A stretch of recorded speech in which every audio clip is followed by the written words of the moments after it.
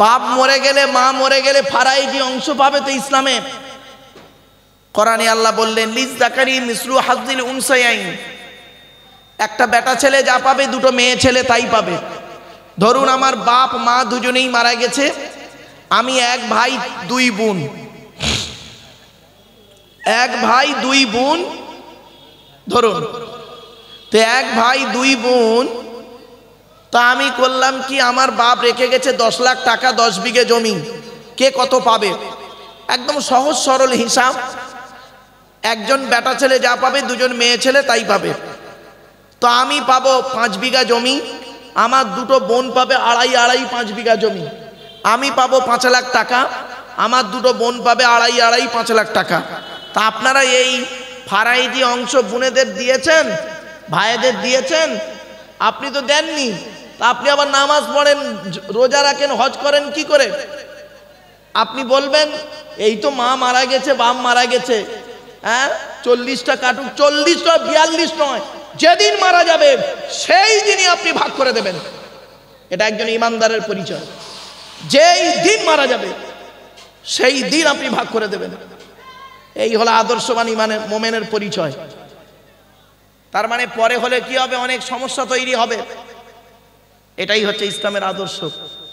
ফারাইজি অংশ তার ভাগ করে দিয়ে দিলেন, তার যদি দেনা থাকে দেনাগুলো মিটিয়ে দিলেন, কাপন দাপন করে দেবেন, যদি ওসিয়ত করে থাকে সেটাকেও আদায় করে দেবেন।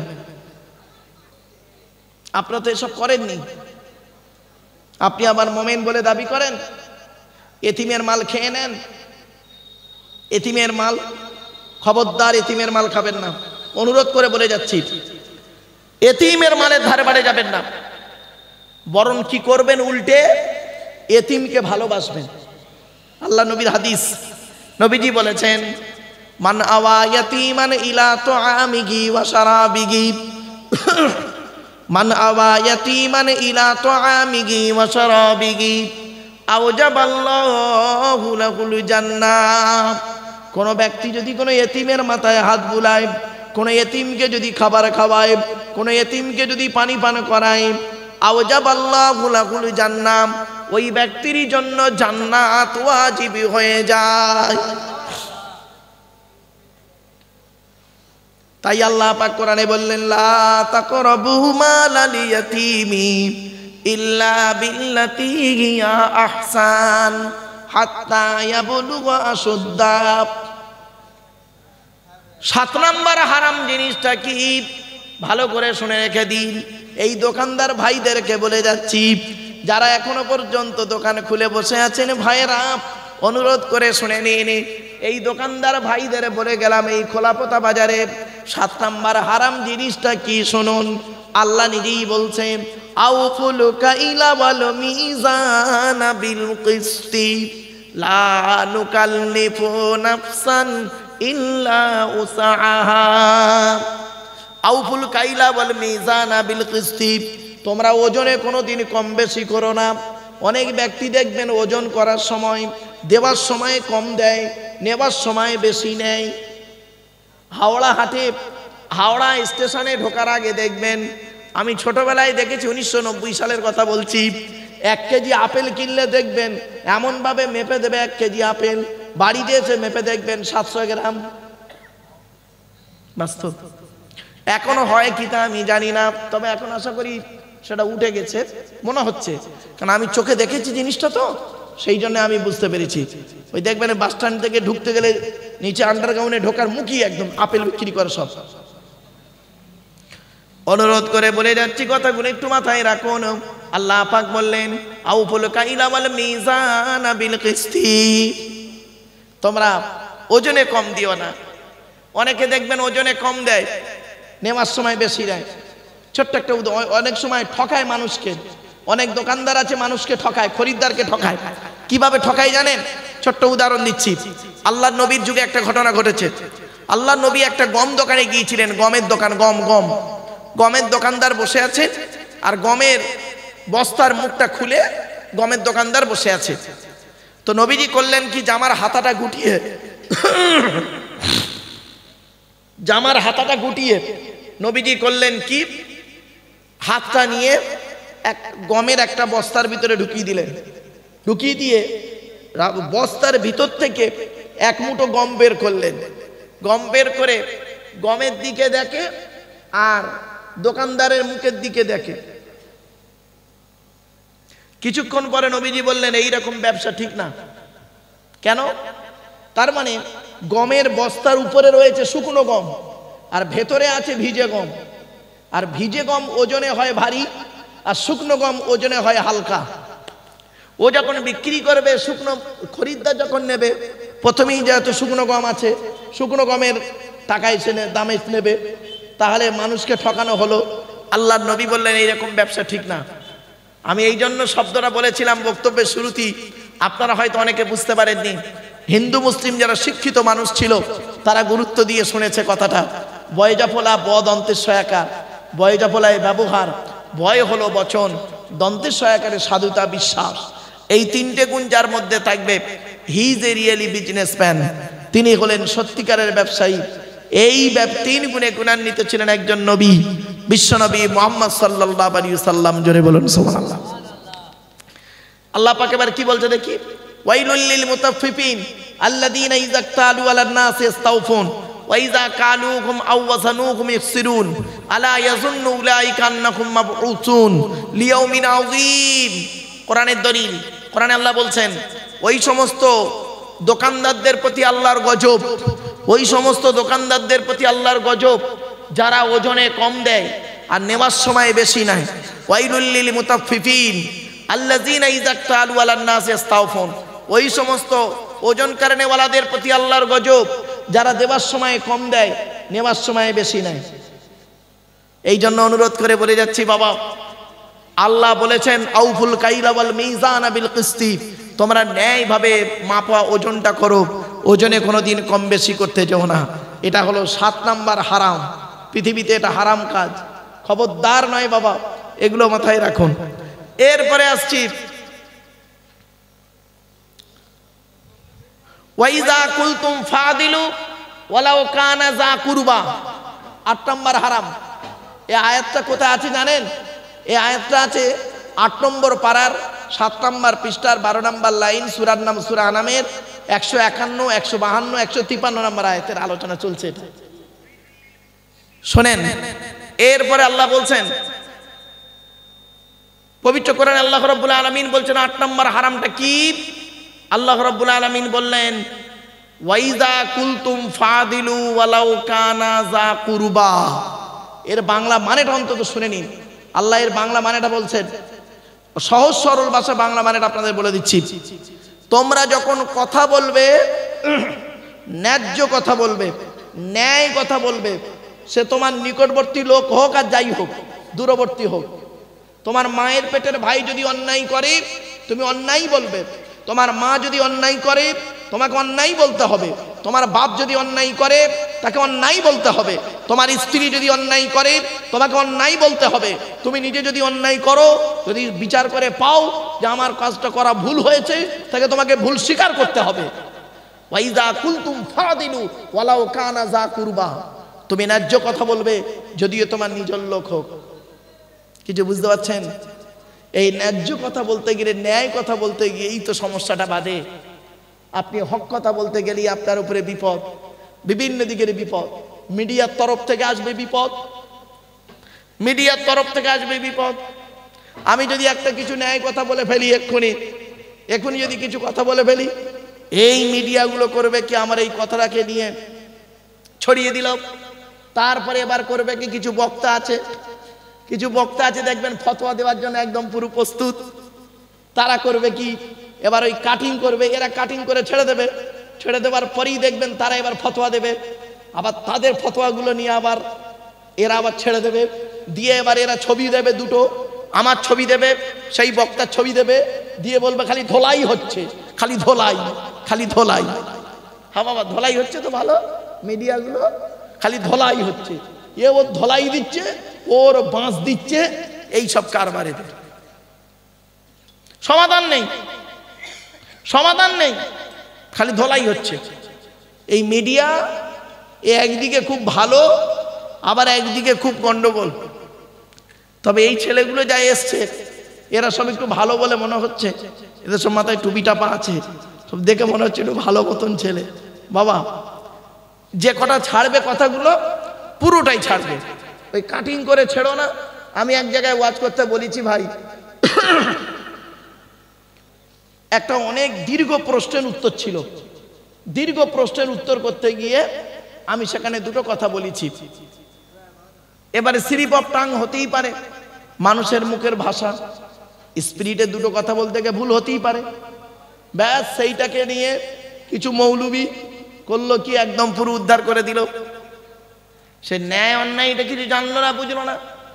এই জন্য আপনাদেরকে আমি বলে যাচ্ছি বাবা, যেটা শুনবেন বুঝতে না পারলে আমাকে বলবেন, ডাইরেক্ট বলবেন যে মারুফ ভাই আমি আপনার এই কথাটি বুঝতে পারলাম না, আপনি খুলে বলুন। ইনশাআল্লাহুল আজিজ আমি চেষ্টা করব ওই কথাটাকে আপনাকে খুলে ঠিক করে সঠিক করে বোঝানোর জন্য, কোরআন এবং হাদিসের আলোকে ইনশাআল্লাহ। আপনি না বুঝে না জেনে আপনি কেন বাজে ধারণা করছেন, কেন গালি দিচ্ছেন, কেন মন্তব্য করছেন বাজে মন্তব্য? আপনি কি জানেন আপনি যাকে কাফের বলছেন, নবীজি বলেছেন তুমি যাকে কাফের বলছো সে যদি সত্যিকারের কাফের না হয়, বলনেওয়ালা নিজে কাফের। আমরা বুঝি না, যাকে তাকে যাই তাই বলে ফেলি। বাবা খবরদার, এটা ঠিক রাখুন। সেই দুই ঠোঁটের মাঝখানে জিভটাকে একটু ঠিক রাখুন, অনুরোধ করে বলে যাচ্ছি। 8 নম্বর হারাম জিনিসটা কি? ওয়াইজা কুলতুম ফাদিলু ওয়ালাউ কানা যা কুরবা। আপনি যখন কথা বলবেন ন্যায্য কথা বলবেন, যদি আপনার নিজের লোক হয় ন্যায্য ন্যায় কথাটি বলবেন, এটাই আল্লাহ খুশি হবে।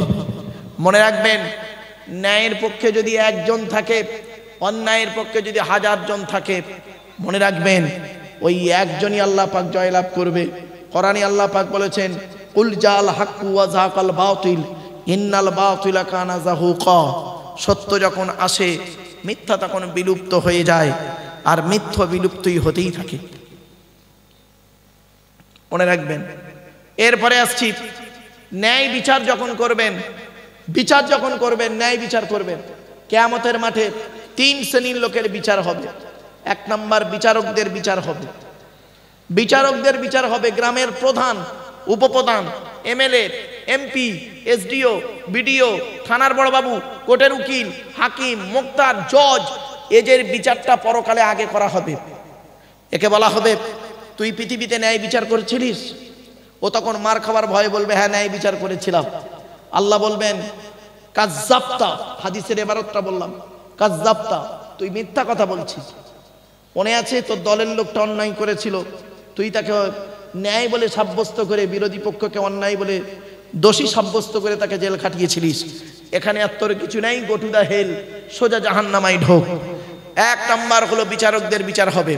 তাই আমার বাপেরা, কোরআনে আল্লাহ পাক বলেছেন, আমি বলিনি, এর ন্যায় বিচার সম্পর্কে কোরআনে কি বলেছে দেখি, সূরা হুজরাতে وَإِن طَائِفَتَانِ مِنَ الْمُؤْمِنِينَ اقْتَتَلُوا فَأَصْلِحُوا بَيْنَهُمَا فَإِن بَغَتْ إِحْدَاهُمَا عَلَى الْأُخْرَى فَقَاتِلُوا الَّتِي تَبْغِي حَتَّى تَفِيءَ إِلَى أَمْرِ اللَّهِ فَإِنْ فَاءَتْ فَأَصْلِحُوا بَيْنَهُمَا بِالْعَدْلِ وَأَقْسِطُوا إِنَّ اللَّهَ يُحِبُّ الْمُقْسِطِينَ। সূরা হুজরাতের মধ্যে আল্লাহ পাক বলে দিলেন, যদি 2 গোত্র মারামারি করে, 2 দল যদি মারামারি করে, তুমি তাদের সামনে যদি দাঁড়িয়ে যাও, তাহলে দুজনকে থামিয়ে দাও। দেখছো একটা দল বাড়াবাড়ি করছে, তুমি সেই দলের বিরুদ্ধে একটু থামিয়ে দাও। যখন 2 দল ঠান্ডা হয়ে যাবে, তখন ফাইন ফাআত ফাসলিগু বাইনাহুমা বিল আদলি, কোরআন মোতাবেক 2 দলের মাঝখানে তুমি ন্যায় বিচার করে দেবে। আর আকসিতু, ন্যায় বিচার করো, ইন্নাল্লাহা ইউহিব্বুল মুকসিতিন, যারা ন্যায় বিচার করে আল্লাহ তাদের অত্যন্ত ভালোবাসে। হয়েছে? ন্যায় বিচার করুন। আর একটা অভ্যাস আছে খারাপ, কি জানেন?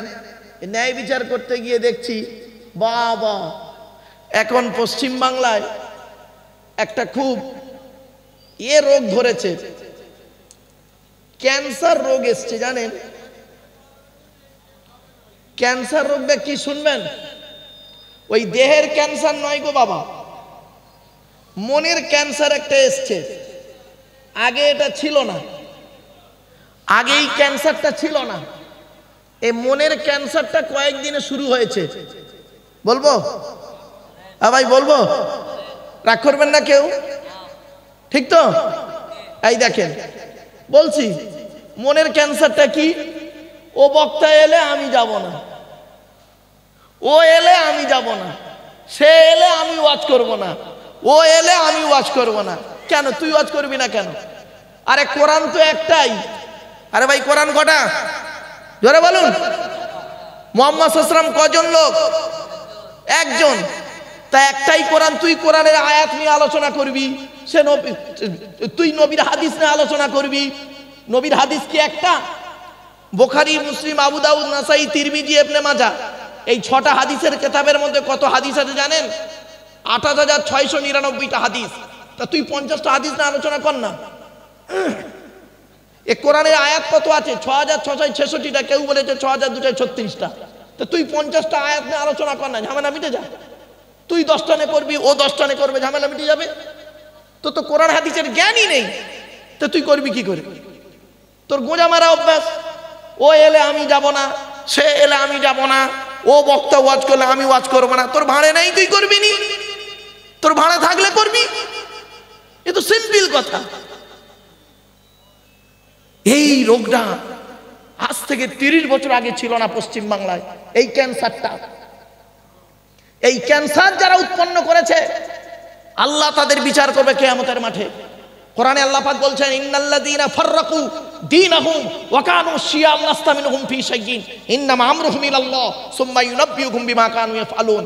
সূরা আনামের মধ্যে আল্লাহ বলছেন, নবী, তাদের সঙ্গে তোমার কোনো সম্পর্ক নেই যারা ধর্মের ভেতরে বিভেদ তৈরি করে। নবী, তোমার সঙ্গে তাদের কোনো সম্পর্ক নেই যারা ধর্মের ভিতরে বিভেদ তৈরি করে, তাদের সঙ্গে নবী তোমার কোনো সম্পর্ক নেই। তাদের ব্যবস্থা আমি দেখে নেবো কি করতে হয়। এজন্য খবরদার বাবা। আমাকে অনেকে জিজ্ঞাসা করে, অমুক বক্তা আছে, আপনি ওয়াজ করবেন? আমি বললাম বাবা, তাকে আমি বলি ডাইরেক্ট ফোনে, আমি বললাম তুমি কি একা ফোনে কথা বলছো না তোমার জলসা কমিটির লোক মিলে কথা বলছো? তা বললো, হুজুর জলসা কমিটির লোক এখানে আছে। আমি বললাম তুমি এক কাজ করো, ফোনটা লাউড স্পিকার দাও। কিছু বুঝতে পারছেন? ফোনটা লাউড স্পিকার দাও, তুমি একা শোনো না, সকলে মিলে শোনো। তা আমি বললাম বাবা, যে ব্যক্তি আল্লাহকে বিশ্বাস করে, নবীকে বিশ্বাস করে, কিয়ামতকে বিশ্বাস করে, ভালো মন্দ তকদিরকে বিশ্বাস করে, কিতাবগুলোকে বিশ্বাস করে, আমি তাদের সঙ্গে ওয়াজ করি। কারণ আমি কোরআনের আলোচনা করব, হাদিসের আলোচনা করব, সে কোরআনের আলোচনা করবে, হাদিসের আলোচনা করবে। আমার দিক থেকে কোনো অসুবিধে নেই। তার যদি চুলকুনি থাকে, তার যদি ক্যান্সার থাকে, সে আসবে না। আমার এখন ওই রোগটা ধরেনি, আমার কোনো দ্বিধাও নেই। কিছু বুঝতে পারছেন কথাটা? আজ থেকে 30 বছর আগে এই নোংরা জিনিসটা ছিল না। ছিল? বলুন তো, এই বয়স্ক লোকরা বলুন তো, বয়স্ক লোকগুলো বলুন দেখি, এই নোংরা জিনিসটা ছিল না আজ থেকে 30 বছর আগে। 1990 সালের কথা বলছি, মানে 34 বছর হবে। আজ থেকে 34 বছর আগে এই ক্যান্সারটা ছিল না। এই ইদানিং এই বছর 10-15 শুরু হয়েছে। ও গেলে আমি করব না, আমি গেলে ও যাবে না। আবার অনেকে করে কি দেখবেন, বক্তা ওয়াজ করছে, তাকে কমিটি নিয়ে ওয়াজ করাচ্ছে। সকালবেলা বলছে যাব, আর মাঝ রাস্তায় এসে বলছে যাব না। লাউঠালা, কমিটি পেরেশান। এই জন্য বাবা, ওই ক্যান্সারটা আমার এখনো আসেনি। আল্লাহ যেন মরণ পর্যন্ত ওই শয়তানি ক্যান্সারটা যেন না আল্লাহ দেয়, এই দোয়া করবেন। আমি বাবা মরণ পর্যন্ত, আমি আজও বলছি অন ক্যামেরার সামনে বলছি, আমার কোনো জায়গায় ওয়াজ করতে বাধা নেই। কারোর যদি বাধা থাকে আমার সঙ্গে ওয়াজ করতে, সেটা তার ব্যক্তিগত ব্যাপার। আমি এই জন্য কমিটিকে বলি বাবা, আমি আছি, আমার আগের বক্তা যে আছে, পরের বক্তা যে আছে, তাকে বলে দেবে যে আব্দুল্লাহ ইল মারুফ ডায়মন্ড হারবার, তাকে আমরা দাওয়াত দিয়েছি। সে যদি বলে যে আমি দাওয়াত ওনার সঙ্গে ওয়াজ করব না, তো কমিটি সিদ্ধান্ত নেবে। তাহলে আমাকে আগে বলে দেবে, ওই জলসার দিনে ক্যান্সেল করবে না। তাহলে কিয়ামতের মাঠে এইরকম অনেক জলসা কমিটি করেছে, অনেক আলেমকে করেছে, বক্তাকে করেছে। আমার কাছে খবর আছে, ওই জলসা কমিটিকে কিয়ামতের মাঠে জবাব দিতে হবে। খবরদার এ কাজ করবেন না, পরিষ্কার বলেন আগে থেকে। আমি বলে দিই বাবা, যদি মন চায় আমাকে নিয়ে জলসা করবে, না মন চায় করতে হবে না বাবা, আলহামদুলিল্লাহ আমি আমার কাজ করি, ব্যস্ত মানুষ অন্যান্য কাজ নিয়ে থাকি, ব্যাস ঠিক আছে। জলসা তো পশ্চিমবাংলা একটা নয়, একাধিক জলসা। অতএব যার যেটা খুশি তাকে নিয়ে করুক। আল্লাহর কোরআন নবীর হাদিস নিয়ে আলোচনা করলেই যথেষ্ট, এজমা কিয়াস নিয়ে আলোচনা করলেই তো হয়ে যায়। কোরআন হাদিস এজমা কিয়াস এই চারটে হলেই তো হয়ে যায়। এবার এর মধ্যে শুরু হয়ে গেছে কি জানেন, মুসলমানদের মধ্যে। শুনে নিন একটা কথা আপনাদের বলে যাচ্ছি। সেকেন্ড ইয়ারের স্টুডেন্টরা সেদিন আমারে বলছে, স্যার আপনি দয়া করে একটু জিহাদ শব্দটা নিয়ে আলোচনা করুন তো, জিহাদ জিহাদ। সেকেন্ড ইয়ারের স্টুডেন্ট। তা আমি বললাম বাবা শোনো, জিহাদের দুটো ভাগ আছে, শুনে নিন বাবা, খোলাপতার মানুষেরা শুনে নিন। জিহাদের শব্দের দুটো ভাগ। বলছি কিরকম স্যার? তা আমি বললাম জিহাদু ফিদ্দিন আর জিহাদু লিদ্দিন। কি বললাম? জিহাদু ফিদ্দিন আর জিহাদু লিদ্দিন। আর ফয় হস্যই আর লয় হস্যই, ফি আর লি। ইংরেজিতে কি বলে? ইন আর ফর। বাংলায় বলে মধ্যে আর জন্য, ব্যাস। জিহাদু ফিদ্দিন, ধর্মের মধ্যে যুদ্ধ করা, ধর্মের মধ্যে যুদ্ধ করা জিহাদু ফিদ্দিন। আর জিহাদু লিদ্দিন, ধর্মের জন্য যুদ্ধ করা। দুটো এক? আরে ভাই বলুন না, আপনার কি অসুবিধা হচ্ছে আপনাদের নাকি? হ্যাঁ, জিহাদু ফিদ্দিন ধর্মের মধ্যে যুদ্ধ করা, আর জিহাদু লিদ্দিন ধর্মের জন্য যুদ্ধ করা। দুটো আসমান আর জমিন তফাৎ। ধর্মের মধ্যে যদি যুদ্ধ করে আপনি মরেছেন, ধর্মের মধ্যে যদি যুদ্ধ করে মরেছেন, আপনি শহীদের মর্যাদা পাবেন কি তা জানি না, তবে এতটুকু বলতে পারি আপনাকে, ধর্মের জন্য যদি যুদ্ধ তো দূরের কথা, যদি একটু একটা আঙুলের রক্ত খসিয়ে দেন, তাহলে দেখবেন আল্লাহ আপনাকে শহীদের মর্যাদা দেবে। যদি মৃত্যু হয়ে যায় শহীদ, আর মৃত্যু না হলে গাজী। মৃত্যু হয়ে গেলে শহীদ, মৃত্যু না হলে গাজী। আল্লাহ পাক তাদের সম্পর্কে বলে দিয়েছে কি, লা তাকুলু লিমান ইউকতালু ফি সাবিলিল্লাহি আমওয়াত বাল আহইয়াউম ওয়ালাকিন লা তাশউরুন। আরো কোরআনে আছে, লা তাহসাবান্নাল্লাযীনা কুতিলু ফি সাবিলিল্লাহি আমওয়াতা বাল আহইয়াউন ইনদা রাব্বিহিম ইরযাকুন। আরো আল্লাহ বলেছেন, নবীন সিদ্দিকিন শুহাদা সালিহিন ওয়া হাসুনা উলাইকা রফিকা। আরো আল্লাহ বলেছেন, ইন্নাল্লাহা ইউহিব্বুল্লাযীনা ইউকাতিলুনা ফি সাবিলিহি সাফফান কান্নাহুম বুনিয়ানুম মারসুস। এত দলিল, কটা দলিল আপনাকে দেব?